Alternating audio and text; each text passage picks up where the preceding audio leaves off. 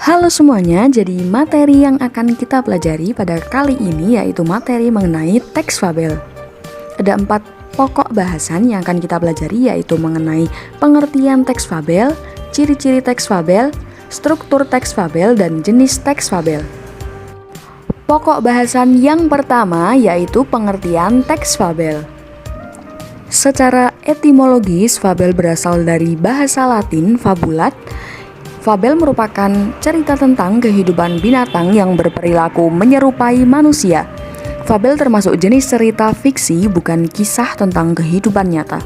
Sedangkan menurut Kamus Besar Bahasa Indonesia, pengertian fabel adalah cerita yang mengabarkan watak serta budi manusia, namun pelakunya diperankan binatang.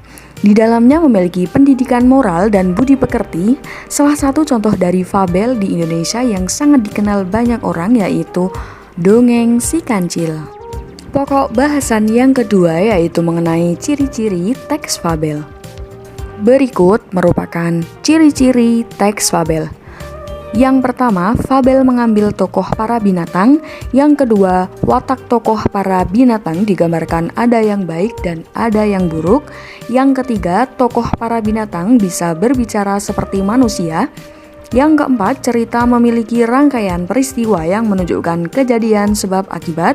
Yang kelima, fabel menggunakan latar alam. Yang keenam, ciri bahasa yang digunakan yaitu kalimat naratif atau peristiwa, kalimat langsung berupa dialog para tokoh, dan juga menggunakan kata sehari-hari dalam situasi tidak formal. Pokok bahasan yang selanjutnya yaitu mengenai struktur teks fabel. Struktur teks fabel. Yang pertama, orientasi, yaitu bagian awal dari suatu cerita yang berisi pengenalan tokoh, latar, tempat, dan waktu. Yang kedua adalah komplikasi, konflik atau permasalahan antara satu dengan tokoh yang lain, yaitu komplikasi menuju klimaks. Yang ketiga, resolusi, bagian yang berisi pemecahan masalah. Dan yang keempat adalah koda, yaitu bagian terakhir yang berisi perubahan yang terjadi pada tokoh dan pelajaran yang dapat kita petik.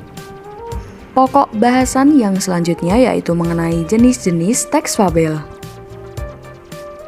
Dari segi paparan watak tokohnya, fabel dikelompokkan menjadi 2 kategori, yaitu jenis fabel alami dan fabel adaptasi. Yang pertama yaitu fabel alami. Fabel alami menggunakan watak tokoh binatang seperti pada kondisi alam nyata. Misalnya, kura-kura diberi watak lamban, singa, buas, dan ganas. Selain itu, fabel alami menggunakan alam sebagai latar seperti hutan, sungai, dan kolam. Yang kedua yaitu fabel adaptasi. Fabel adaptasi adalah fabel yang memberikan watak tokoh dengan mengubah watak aslinya pada dunia nyata dan menggunakan tempat-tempat lain seperti latar di rumah atau di jalan raya. Misalnya, landak yang pemalu berulang tahun di rumah makan. Yang terakhir yaitu kita akan melihat contoh cerita fabel dan strukturnya. Di sini kita mengambil contoh cerita fabel yang berjudul Gajah yang Baik Hati. Di sini bisa dilihat, yang pertama ada orientasi, yang kedua juga ada komplikasi, dan ini juga masih komplikasi, dan sampai bagian ini sudah ada klimaks dan juga resolusi.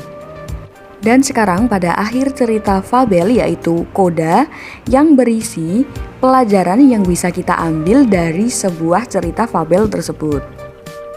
Sekian materi kita pada kali ini.